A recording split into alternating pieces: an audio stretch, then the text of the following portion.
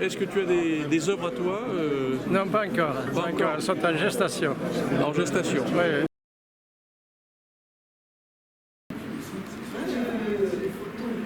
Monsieur, quelques mots sur votre parcours d'artiste. Bon, je suis Tom Kempf, né en Allemagne et j'ai passé 40 ans dans la marine allemande militaire. Mais comme mon père était architecte et artiste peintre, comme ça c'est dans les gènes et j'ai peint dans toute ma vie. Et quand j'ai pris ma retraite, j'ai choisi Capbreton comme mon dernier port d'attache dans le sud, parce que quand on vient du nord, c'est un autre climat, beaucoup plus plaisant ici. Et j'essaie de reproduire mes impressions des alentours de ma patrie adoptive. Ce qui vous intéresse donc, c'est la mer, les bateaux, le grand large. Le grand large. L'évasion. Oui, et comme j'ai fait ça dans toute ma vie, c'est resté mon truc pour ma vie. Hein.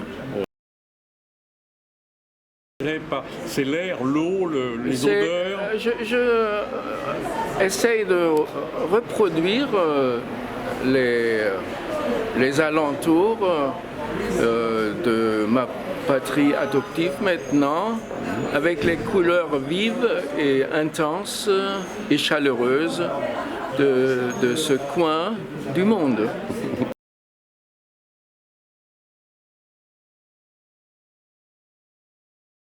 Quand même, on est, je crois, trop européen de prendre la retraite en Asie ou même aux États-Unis. Comme ça, on est beaucoup plus proche. L'Allemagne et la France, c'est beaucoup mieux ici.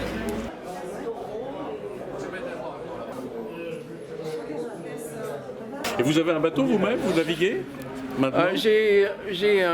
Avec des collègues, j'ai un voilier qu'on a mis à Fondarabie, dans le port là, et on fait des escales, pas très longs, mais quand même le long de la côte espagnole. Et là, vous l'avez peint, votre bateau, votre voilier actuel, vous l'avez peint, non? Non. Il vous inspire pas? Bon, Pas encore. et ça m'inspire comme pied sur mer pour prendre les impressions de la mer.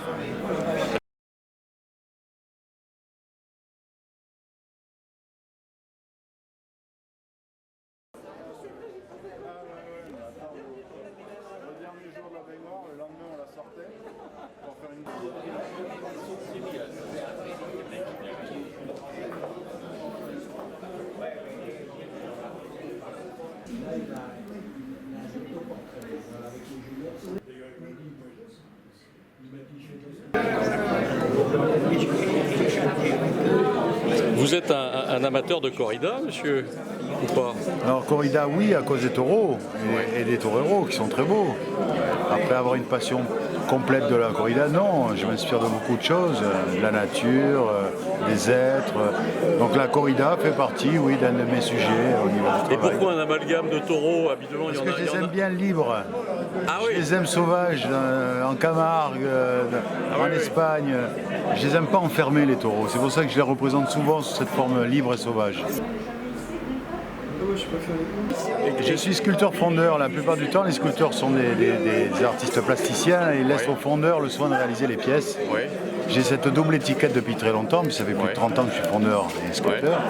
Ouais. Donc j'ai travaillé pour de nombreux artistes, mais depuis très longtemps, je travaille pour moi-même. Donc les artistes plasticiens avaient affaire aux fondeurs. Et en fin de compte, les sculpteurs fondeurs, il y en a très peu en France, sauf ceux que j'ai formés dans le passé.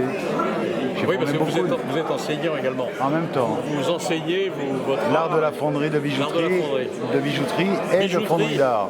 Et fonderie d'art. Voilà. Oui, il y a eu des générations de grands fondeurs. Absolument. Vous savez, les grands artistes ont travaillé sur la bijouterie, comme Dali par exemple, à un moment donné, dans sa vie, il s'est exilé aux États-Unis, il a fait très beaux bijoux. Picasso travaillait les faïences, la porcelaine. Les artistes sont un petit peu éclectiques, mais ce qui est très important, c'est qu'à un moment donné, les artistes puissent s'exprimer. Et pour la fonderie, c'est très problématique pour un artiste, puisqu'il est obligé de faire un choix très arbitraire sur les sculptures qu'il va faire réaliser, financièrement, etc. Donc les gens sont obligés de se retenir, en fin de compte, au niveau de l'expression.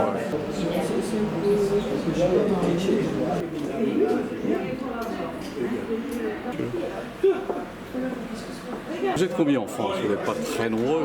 Oh, je dirais presque une poignée. Vous avez les fondeurs professionnels dont je fais partie, mais qui ont une structure importante avec des employés, etc.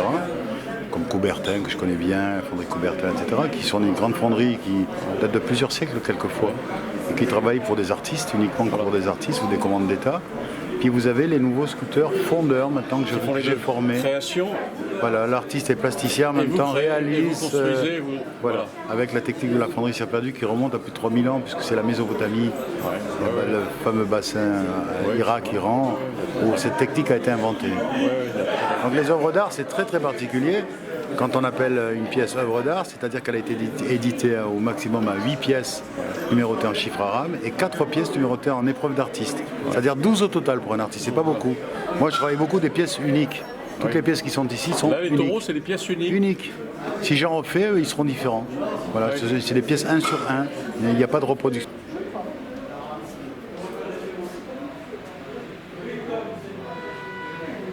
C'est de l'aluminium, ça.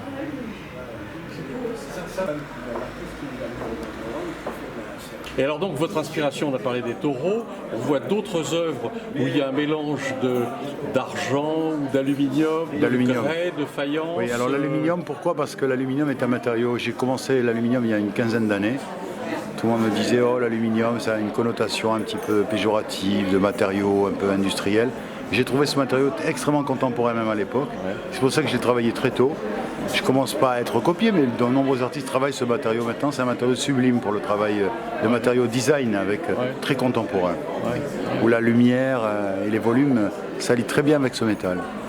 Ah, avec le bronze aussi, allié au bronze. Oui, parce qu'il y a un premier aspect qui est un peu rebutant sur l'aluminium, qui est un peu mat, qui est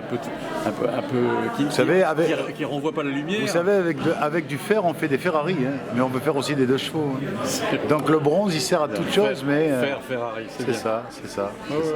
Non, mais c'est un matériau qui est très très beau aussi pour la conception. Je pense savoir qu'au début de l'invention de l'aluminium, au 19e, je crois, on en faisait des bijoux. C'était absolument rare. Bien sûr. C'était considéré comme un métal précieux. Bien sûr, il est très difficile à extraire. C'est grâce à l'électricité que l'aluminium est apparu. Et l'aluminium, il a été tout de suite employé parce que c'est un matériau léger, résistant dans l'industrie. Et les artistes, petit à petit, dont je suis peut-être un des pionniers, ont commencé à travailler ce matériau pour la sculpture et les œuvres d'art.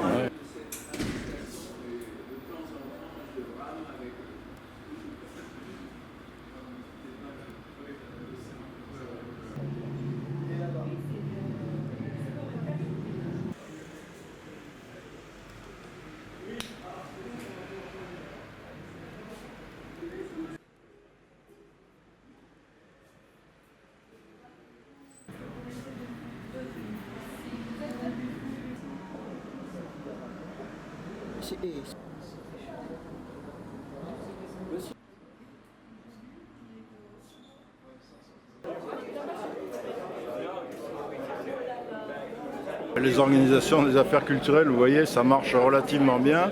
On a une association qui s'appelle Culture et vous, qui est formée par des bénévoles et qui, avec une très maigre subvention annuelle, nous réalise des merveilles. Je ne peux pas vous dire mieux. Et tout ça, c'est par l'implication de ces bénévoles qui donnent de leur temps, des fois de leur argent même, pour que tout ça fonctionne. Voilà, donc ils nous concoctent quelques expositions. Didier Leclerc aussi participe très activement à ça. Il a une très bonne connaissance du milieu artistique. Il nous aide un très grand secours. Et voilà. Vous faites combien d'expositions par an alors? Ici, bon an, mal an, vous avez 3-4 expositions là-dedans, voire un peu plus. Certaines années, ça dépend. Dans la Hallogrin, et en termes d'exposition, après la saison culturelle, c'est plus des animations de spectacles. Voilà. Spectacle vivant. Félicitations. Merci beaucoup.